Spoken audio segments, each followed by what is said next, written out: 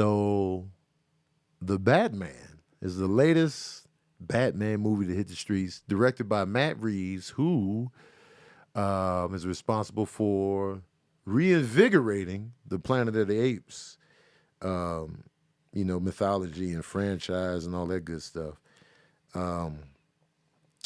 Matt Reeves, I'm gonna dig up his filmography real quick. Matt Reeves, the Batman. No spoilers. No spoilers. No spoilers. There will be no spoilers. Okay, guys. So Matt Reeves, as a director, this is his filmography. He directed 5 episodes of Felicity. I don't know if anybody watched that show.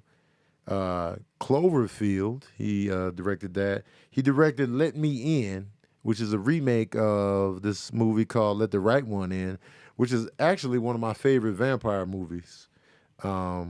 He directed Dawn of the Planet of the Apes, War of the Planet of the Apes. So he didn't do the initial Planet of the Apes with James Franco. He didn't direct that one. But he directed the following 2, which in my opinion were dope. Like I really like those last 3 Planet of the Apes movies were dope. And then now he's got The Batman. The Batman. We got Robert Pattinson as Batman. A lot of people, when they first heard about this, they were like, man, no, man, look out, man. You know what I'm saying? Robert Pattinson, Edward from Twilight, man, look out, man. Hey, man, why? Man, get off me, man. You know what I'm saying? Robert Pattinson, man, get this out of here, man. A lot of people wasn't happy with it. But then they were like, you know what I'm saying? Give him a chance. He's got the acting chops, you know what I'm saying? I was like, he could surprise us. He could surprise us. Every time when we hear about people getting cast, we don't always agree. You got to give people a chance to, prove themselves. The Batman, when the Riddler, a sadistic serial killer, begins murdering key political figures in Gotham, Batman is forced to investigate the city's hidden corruption and question his family's involvement. That's what this Batman is about. This Batman is set early in Batman's career. Okay, this is like year 2, he's been Batman. So this is his second year being Batman. Robert Pattinson plays Bruce Wayne, aka Batman. So, they're gonna go for a little younger look. And when you think of Robert Pattinson, you think of Twilight, maybe a younger guy, even though he's a full-grown man. I'm not sure how old Robert Pattinson is, but, when you think about him, you thinking younger, just off the rip. Robert Pattinson, let me see. So he's born in 86. So Robert Pattinson is in his 30s, but he's got that boyish, mannish, I said this on stage the other day. I was like, man, Robert Pattinson outside the bat suit, I did not like the way he looked in this movie. I know he's young. I know it's year 2, but him in that hair, the little stringy emo hair, and the way he was talking to Alfred, like, man, you're not my father. It was just like, he didn't say it like that, but the hair made me think of this. Get out of my room, Alfred. That was the vibe. But I was feeling like, Robert Pattinson gave it a Bat guy vibe, like Bat guy rather than man. Bat guy, but again, it's early Batman. He had just hit the streets. The film opens up where, he's just getting started, but he's building the rep. Like, they know him. They know the Batman. The crooks are scared. They know Batman is out here scaring the criminals and putting hands on people and stuff like that. And Gordon is already rocking with Batman. So this particular Batman movie was the most detective-y Batman movie I've ever seen. Like, this was 7.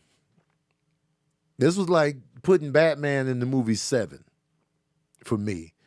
Like, it was mad detective work, police work. He was working very closely with Jim Gordon, who wasn't commissioner yet.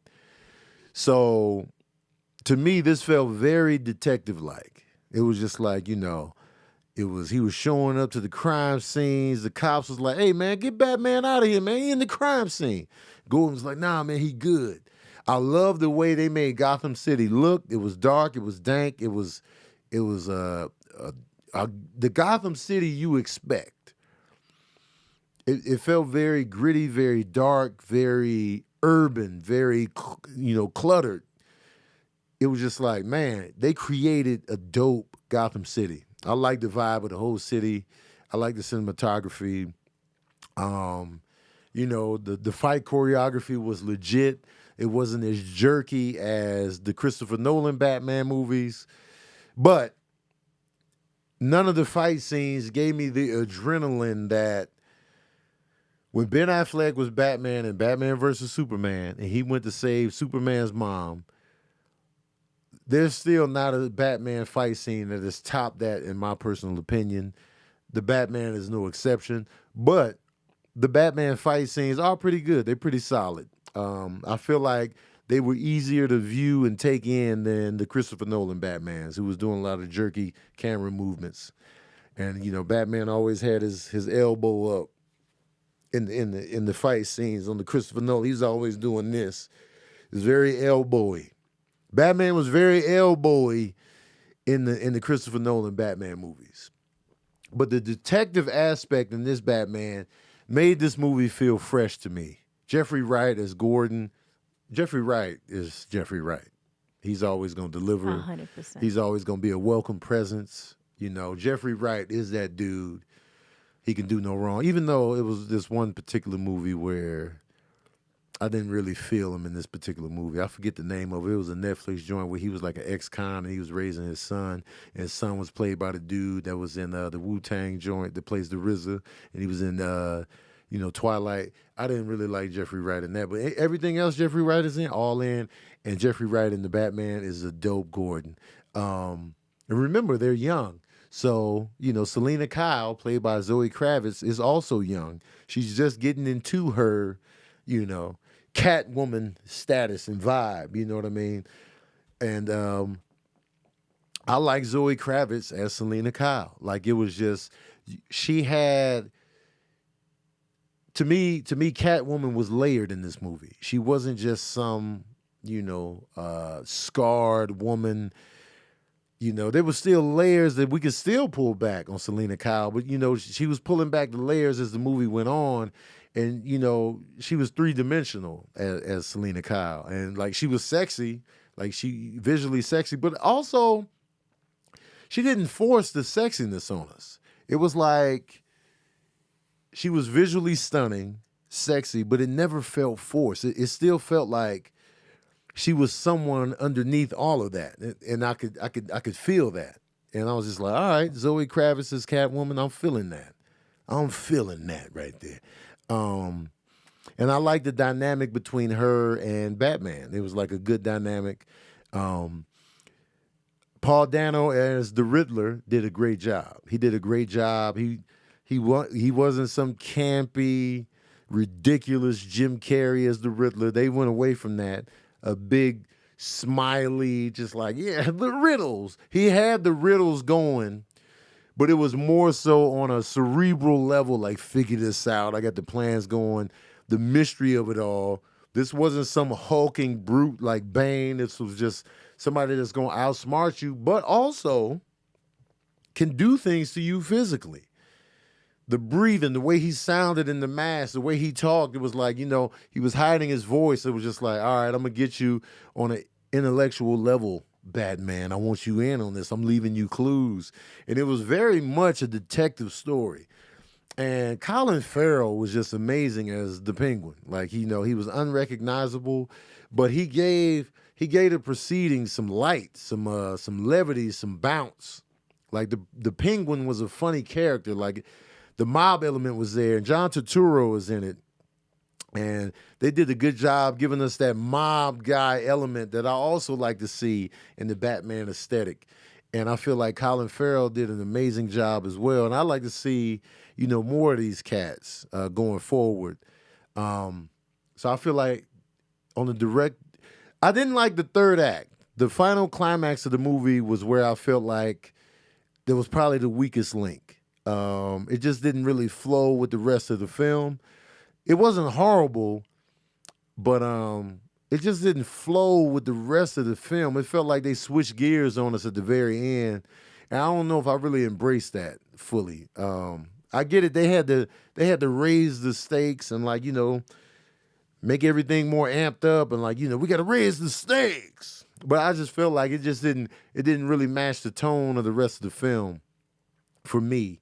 And I feel like Zoe Kravitz was a better Catwoman than Anne Hathaway. You feel the same, Sabrina? Oh my God, Anne Hathaway's too adorable. Anne Hathaway, she's too cute to be. She was cute, adorable. She brought an intelligence to the role, but I never felt seduction. Yeah. I never felt seduction. I look at Zoe's face and I'm like, I'm ready. What are we doing? Zoe could just look at us all and we'd be like, yep. You're doing the collar adjustment. Male, female. You're going to be like, so. Yeah, non-binary. So what's going on? What are we? You just going to go up to Zoe Kravitz and be like, so what are we? Oh, if I ever run into her in the street, you best believe I'm going to be like, listen, me and my boyfriend ain't that serious. As a matter of fact, he good with it. So what are we? So what are we? Yeah. I'll be like, yeah, what are y'all? I'm on the side. You're cheering me on. Zoe Kravitz's parents did their job, bro, in creating a great face. Shout out to them. Lenny Kravitz and Lisa Bonet, y'all did that. Y'all set it up. Man. Y'all did this on purpose. Oh, because the both of them on their own individually. You already knew. They coming in face first. You already knew. Them two together creating a face. It's insane. You can't lose. And Zoe's face is just like, man, god damn, man. Okay. We get it, face. We get it. So I feel like, that was a great casting choice. And the way she would talk to Batman and just look at him and stuff like that, it was just like, it was dope. It was a vibe. It was like an attraction, but it didn't feel, she didn't camp it up in any way. It was just like, yo, so what you trying to do after this, man? It was just like, a dope tone was set. And remember, they're young, too. We got to keep that in mind. They're young. So it's just like, all right. So I feel like the casting was great. Although I didn't really feel Robert Pattinson as Bruce Wayne. I didn't really connect with him as Bruce Wayne. Yeah. No. I just didn't feel, and I know he's young. He probably hasn't, because in the movie, he's really bucking against Bruce Wayne. Like, he doesn't want to be Bruce Wayne. He doesn't want to be that guy. I'm not interested in being Bruce Wayne. I'm not interested in being this billionaire playboy philanthropist. I'm not interested in this.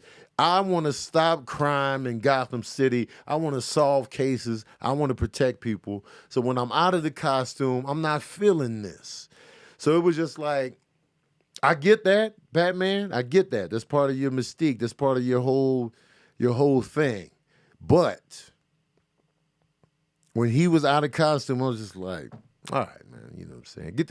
Get the costume back on. When Michael Keaton was out of costume, I didn't mind it because I liked him as Bruce Wayne. I liked Michael Keaton as Bruce Wayne. I liked him as Batman and Bruce Wayne. Christian Bale, he was cool as Bruce Wayne. And then he talked annoyingly as Batman, trying to disguise his voice. You know what I mean? I like Ben Affleck as Bruce Wayne, and I liked him as Batman. I like the way his voice was modified when he was in the costume, and I like his size, I like his stature, and I like Batman's costume when Ben Affleck was Batman. And then Val Kilmer brought nothing to Batman. He brought absolutely nothing. He brought absolutely nothing. To me, even though George Clooney gets the bad rap as being the worst Batman, at least he wasn't boring. That movie was horrible. Batman and Robin was horrible. That's not all George Clooney's fault. There was nobody that could save Batman and Robin. You could have put Daniel Day-Lewis in that goddamn bat costume. It would have been horrible. Denzel could have been Batman. It would have been a horrible movie. There was no saving it. visually, from a writing standpoint, the campiness of it, it was dead in the water. So it wasn't on George Clooney. But at least George Clooney has some type of charisma and personality to him. Val Kilmer brought nothing. And we know Val Kilmer is capable of charm. Val Kilmer as Doc Holliday is one of the best movie characters of all time. But him as Batman, snooze fest. In my opinion, Val Kilmer is the worst Batman. Then George Clooney right above him, but you know. So I said all that to say this. I like Robert Pattinson as the Batman. As Bruce Wayne, he was all right. You know what I'm saying? But forget all that. Y'all want to know the smooth jazz review of The Batman. Well, here it is. Oh, yeah. I'm giving The Batman 4 saxophones out of 5.